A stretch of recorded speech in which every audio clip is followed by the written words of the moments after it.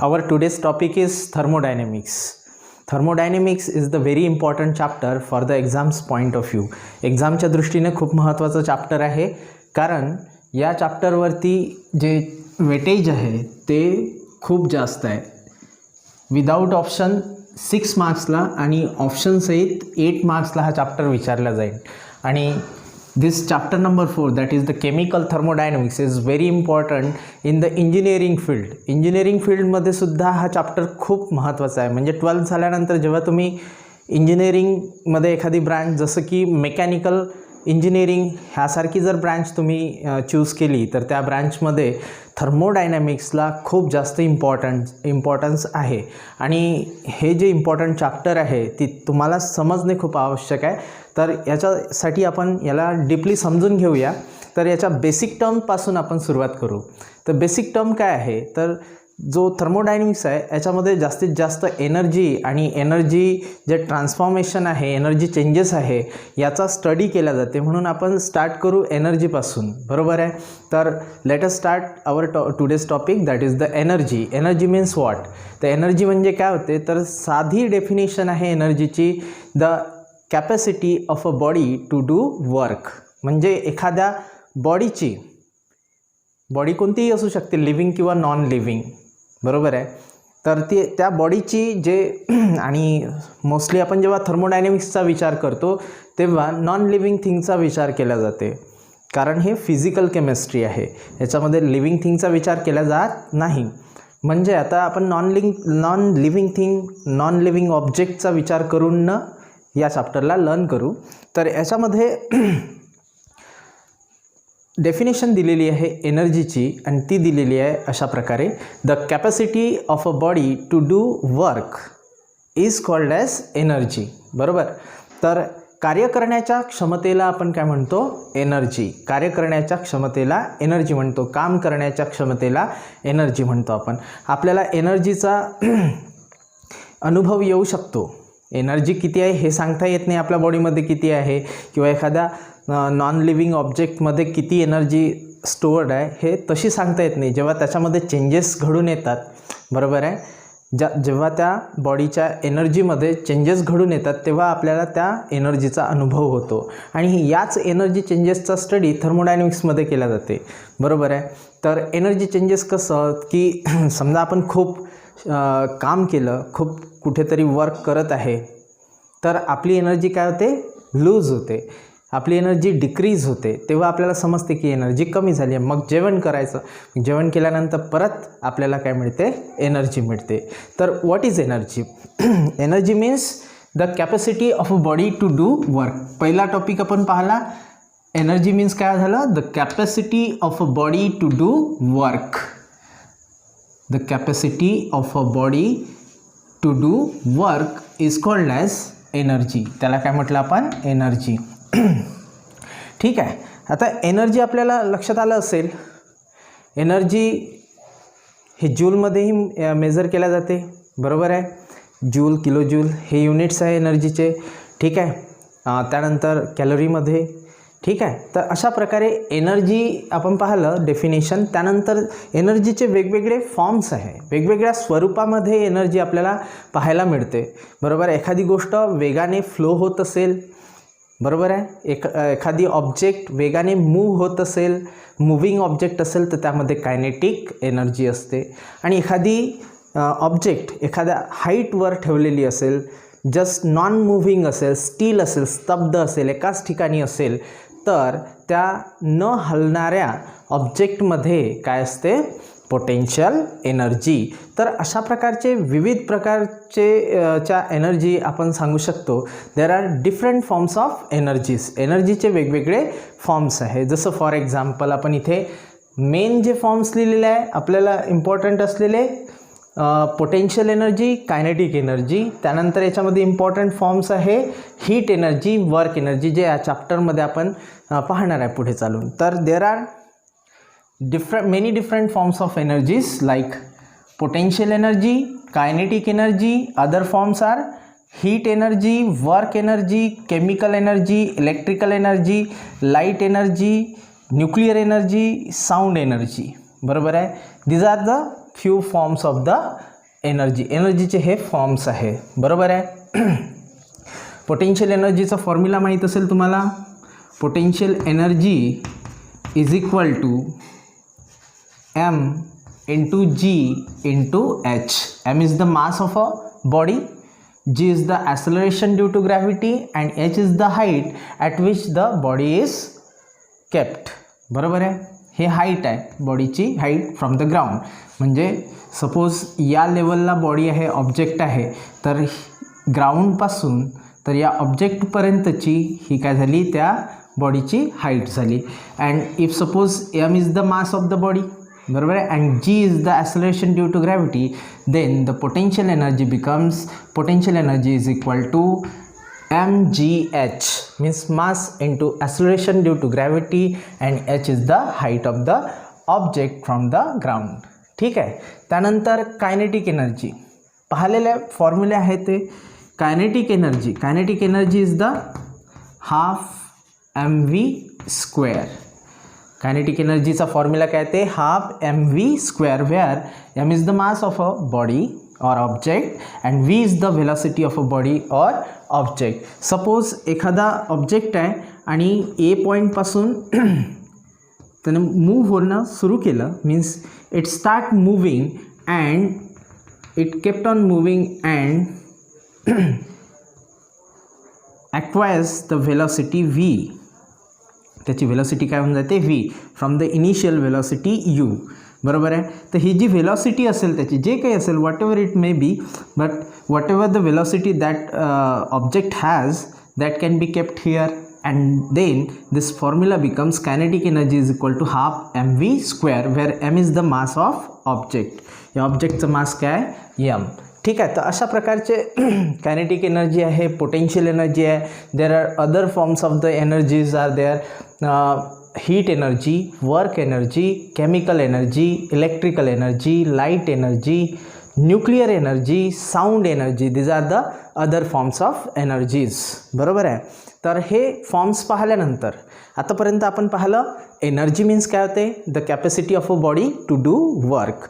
आणि वेगवेगळे फॉर्म्स कोणते आहे एनर्जीचे, potential energy, kinetic energy, heat energy, light energy, sound energy, chemical energy, electrical energy, nuclear energy etcetera. ठीक आहे. त्यानंतर ग्रॅव्हिटेशनल एनर्जी पण येते, व्हायब्रेशनल एनर्जी येते, ट्रान्झिशनल एनर्जी येते, रोटेशनल एनर्जी येते. खूप सगळ्या प्रकारचे काय आहे एनर्जीज आहे. त्यानंतर नेक्स्ट पॉईंट आपण इथे लिहिलेला आहे, transformation of energy. Transformation of energy from one form to another. बरोबर आहे. One form to another. Transformation means काय होते, ट्रान्सफॉर्मेशन मीन्स कन्वर्शन. तर जर याला कन्वर्शन म्हटलं तर conversion of energy from one form to another form. बरोबर आहे. जसं फॉर एक्झाम्पल एखाद्या धरणामध्ये साठवलेलं पाणी आहे, बरोबर आहे. If the water is stored in the reservoir called as dam. बरोबर आहे. डॅममध्ये जर पाणी, डॅम या जलस्रोतामध्ये जर पाणी साठवलेलं आहे, तर त्या साठवलेल्या पाण्यामध्ये, कारण डॅम हाईटवर असते, बरोबर, ग्राउंडपासून थोडं उंचावर असते डॅम, तर त्या डॅममध्ये साठवलेल्या पाण्यामध्ये कोणती एनर्जी असेल, पोटेन्शियल एनर्जी. बरोबर आहे. पोटेन्शियल एनर्जी असेल. आणि जेव्हा त्या डॅममधून पाणी वेगाने खाली सोडल्या जाते, बरोबर आहे, डॅममधलं पाणी जेव्हा, धरणातलं पाणी जेव्हा जमिनीवर खाली सोडल्या जाते, तेव्हा ती पोटेन्शियल एनर्जी कोणत्या एनर्जीमध्ये कन्वर्ट होते, कायनेटिक एनर्जीमध्ये. कोणत्या एनर्जीमध्ये कन्वर्ट होते, कायनेटिक एनर्जीमध्ये. बरोबर आहे. म्हणजे एनर्जीचं एक स्वरूप दुसऱ्या स्वरूपामध्ये काय झालं, कन्वर्ट झालं. यालाच आपण transformation of energy from one form to another form असं म्हटलेलं आहे. ठीक आहे. Let us see what points are written here. The first point, the transformation of liquid water. The transformation of liquid water into vapour, solid ice into liquid water or burning of carbon forming carbon dioxide are accompanied by the chemical change. म्हणजे जेव्हा suppose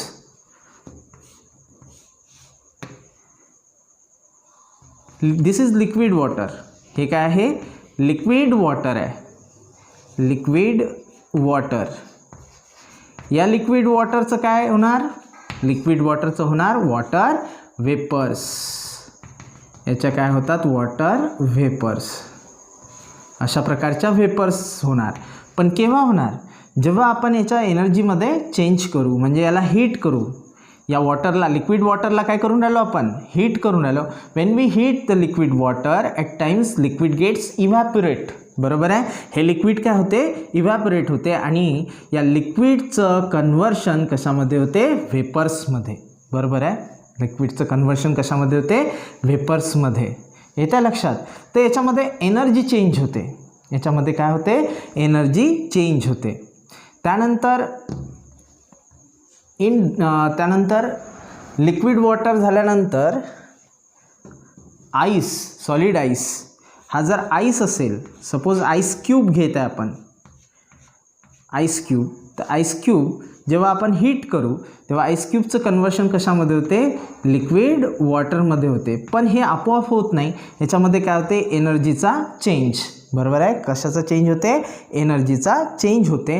आणि energy change झाल्यामुळे एक energy दुसऱ्या एनर्जीमध्ये change होऊ शकते. बरोबर आहे.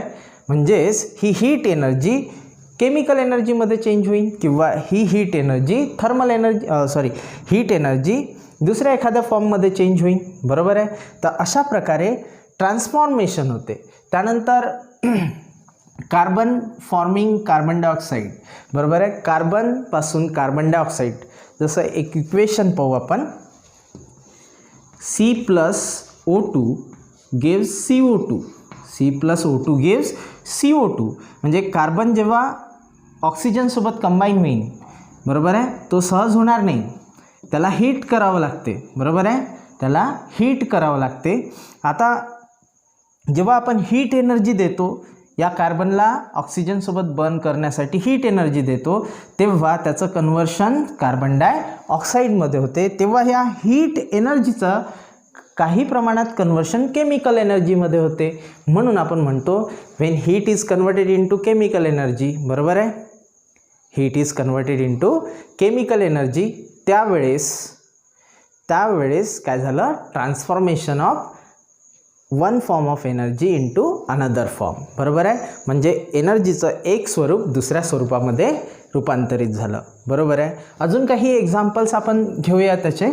Dry cell. In dry cell the chemical energy is converted into electrical energy. म्हणजे काय? सपोज एखादी ही बॅटरी आहे. बॅटरी म्हणजे सेल. बरोबर आहे. तर याच्यामध्ये सर्व प्रकारचे म्हणजे याच्यामध्ये केमिकल आहे. आणि या केमिकलमुळे या सेलमध्ये काय स्टोअर्ड काय आहे? Chemical energy. काय स्टोअर्ड आहे? Chemical energy. मग आता या सेलला आपण जेव्हा आपण कशाला कनेक्ट करू? बल्बला जेव्हा कनेक्ट करू आपण याला वायरच्या साह्याने, तेव्हा बल्ब काय होते? लाईटअप होते, म्हणजेच प्रकाशित होते. हा बल्ब लागला जाते. बरोबर आहे. तर जेव्हा आपण याला कनेक्ट केलं तेव्हा ही केमिकल एनर्जी कशामध्ये कन्वर्ट झाली असेल? इलेक्ट्रिकल एनर्जीमध्ये. Chemical energy is converted into electrical energy. म्हणजेच काय होऊन राहिलं? केमिकल एनर्जी ही वन फॉर्म ऑफ एनर्जी आहे. एक प्रकारचं एनर्जीचं स्वरूप आहे. हे कशामध्ये कन्वर्ट होऊन राहिलं? इलेक्ट्रिकल एनर्जीमध्ये. कशामध्ये कन्वर्ट होऊन राहिलं? इलेक्ट्रिकल एनर्जीमध्ये. त्यानंतर third point. In electroplating of metal electrical energy is converted into chemical energy. म्हणजे जेव्हा ज्वेलरी शॉपमध्ये जेव्हा एखाद्या नॉन गोल्ड मेटलला, जे गोल्ड नाही आहे, दुसरी कोणती धातू आहे, जसं फॉर एक्झाम्पल सिल्वर. सपोज आपण सिल्वर घेतलं, तर अशा प्रकारचा एक इलेक्ट्रोलायटिक सेल घेतला जाईल. या इलेक्ट्रोलायटिक सेलमध्ये दोन इलेक्ट्रोड असणार. दोन इलेक्ट्रोड. बरोबर आहे. दोन इलेक्ट्रोड. आणि हे दोन इलेक्ट्रोड कशाला कनेक्टेड असणार? बॅटरीला. बॅटरी किंवा सेल. याला सेल म्हणू आपण. सेल आणि बॅटरीमध्ये काय डिफरन्स आहे हा तुम्ही शोधून घ्याल. सेल आणि बॅटरीमध्ये काय डिफरन्स असते, जर एक सेल घेतला तर त्याला आपण फक्त सेल म्हणतो आणि combination of number of cells मिळून काय बनते, बॅटरी बनते. ठीक आहे. तर इथे आपण सेल यूज केला किंवा बॅटरी यूज केली आणि हे जे दोन इलेक्ट्रोड आहे फर्स्ट ऑफ ऑल ते हाफ डीप करावं लागतात. कशामध्ये, इलेक्ट्रोलाइटमध्ये. हा इलेक्ट्रोलाइटिक सेल आहे आणि इथे काय घेतलं आपण, इलेक्ट्रोलाइट. आणि या इलेक्ट्रोलाइटमध्ये हा कॅथोड, सपोज हा कॅथोड आहे आणि हा काय आहे, ॲनोड आहे. कॅथोड आणि ॲनोड. तर या कॅथोडला काय अटॅच करायचं, गोल्ड प्लेट, एखादी सोन्याचा एखादा पीस, बरोबर आहे, गोल्डचा एखादा पीस याला अटॅच करायचा आणि एखादं सिल्वर ज्याला आपण कलर करणार आहे, ज्याला आपण पॉलिश करणार आहे, ज्याला आपण पॉलिश करतो ते सिल्वर मेटल इथे अटॅच करायचं, सिल्वर, आणि इथे गोल्ड, बरोबर आहे.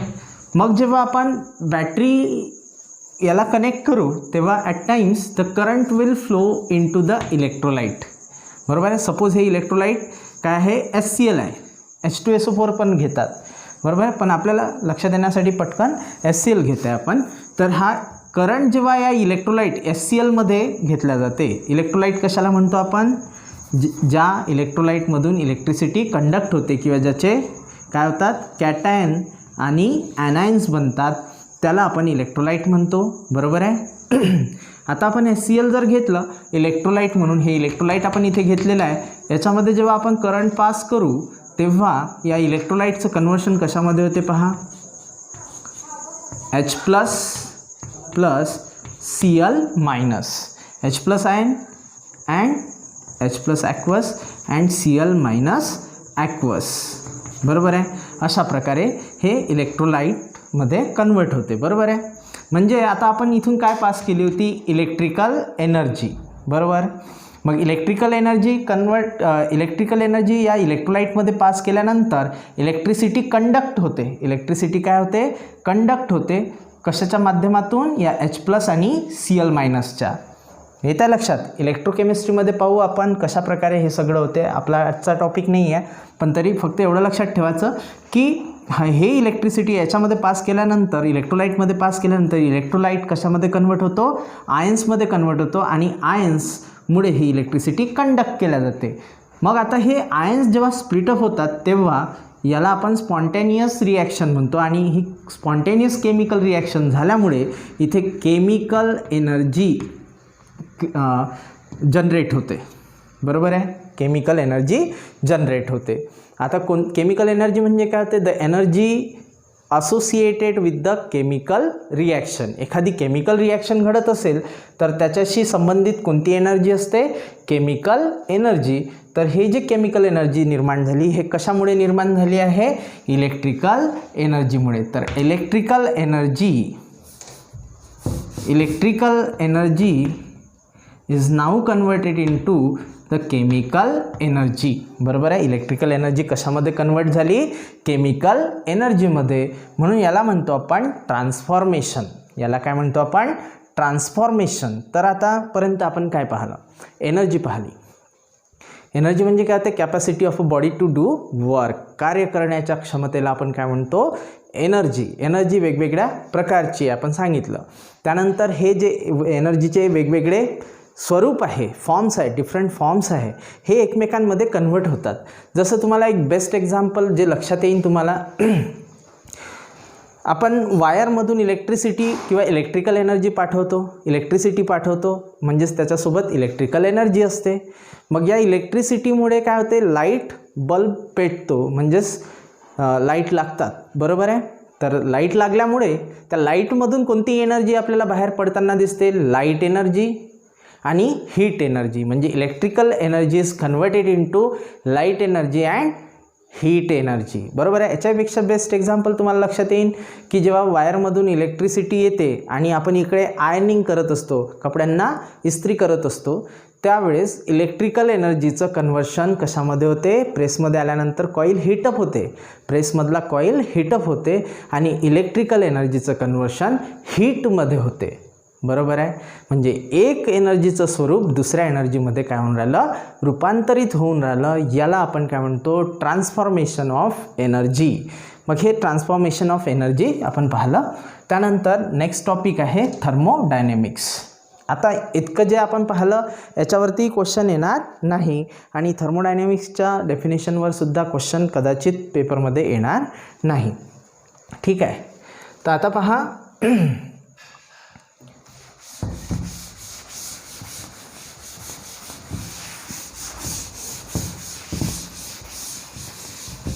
थर्मोडायनेमिक्सची जी डेफिनेशन आहे ती आपण पाहूया.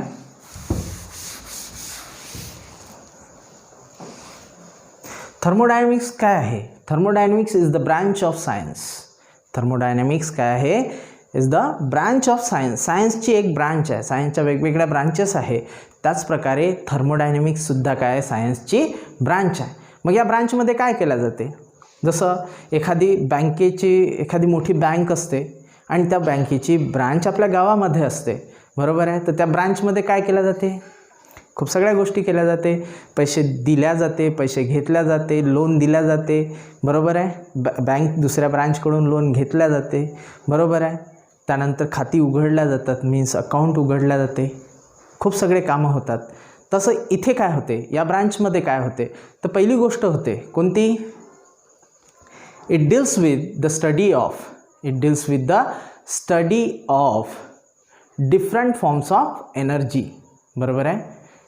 काय काम होते या ब्रांचमध्ये?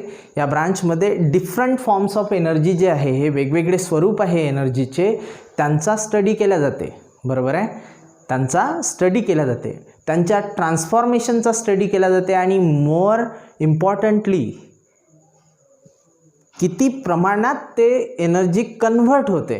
पूर्णची पूर्ण इलेक्ट्रिसिटी हीटमध्ये कन्व्हर्ट होते का? नाही.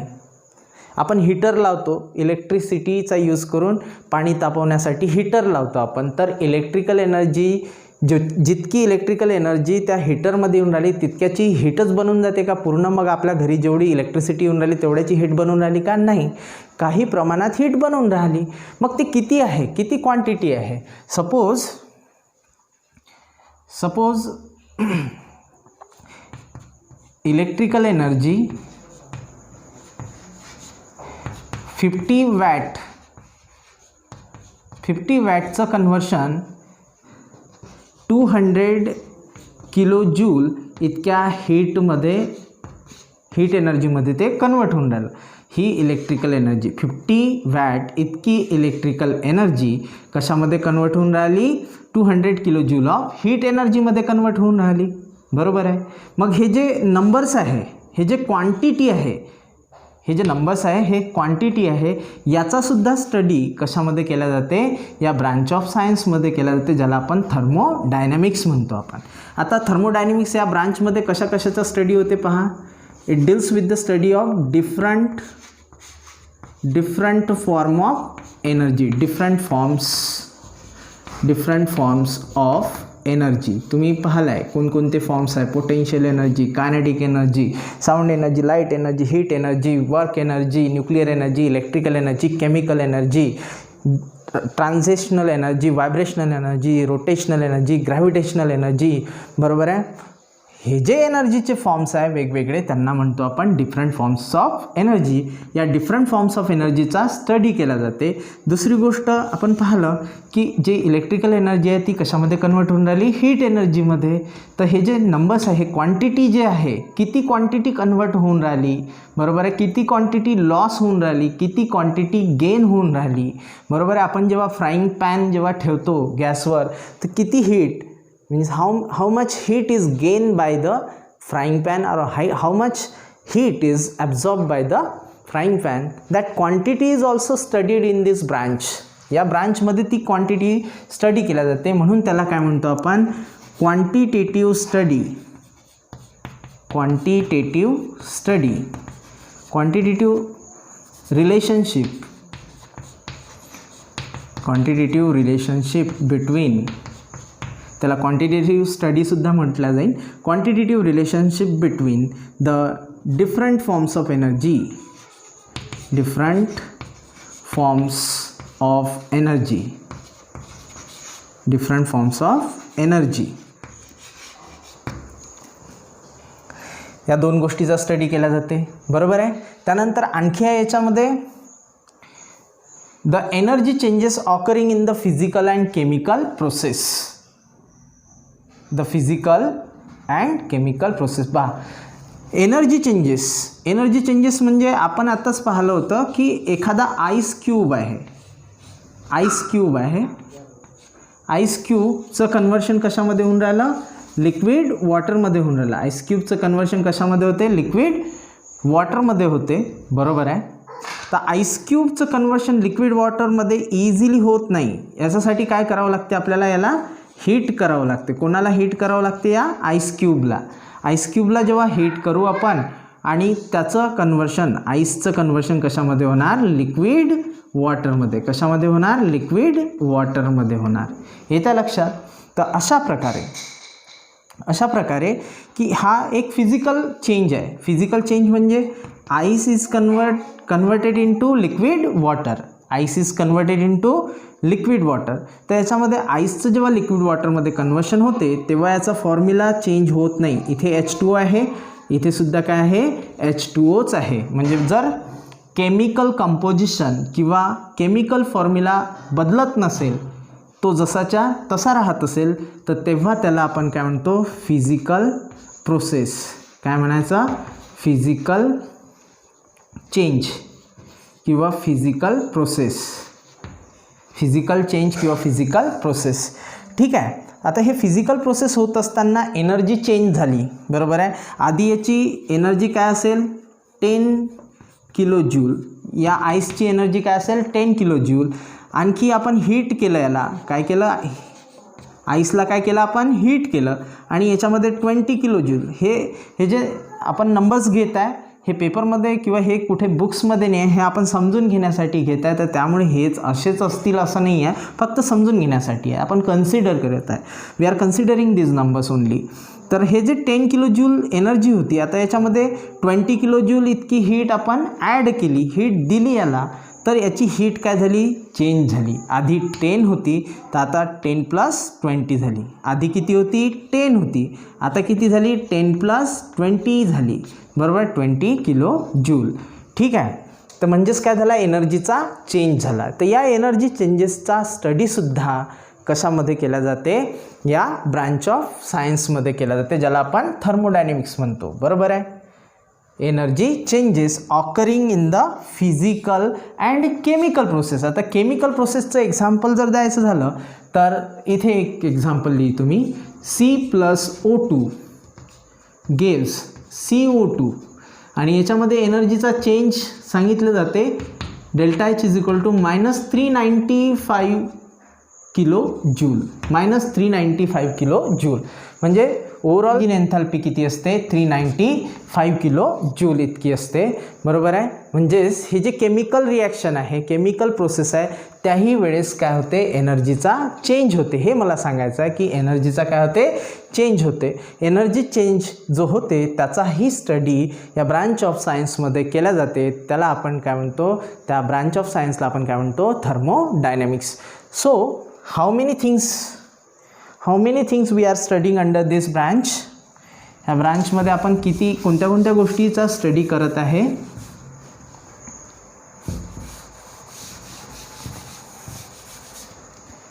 पहा. पहिले आहे डिफरंट फॉर्म्स ऑफ एनर्जी, दुसरं आहे quantitative relationship between the different forms of energy, म्हणजे इथे आपण बिटवीन देम लिहू शकतो. आणि तिसरं आहे एनर्जी चेंजेस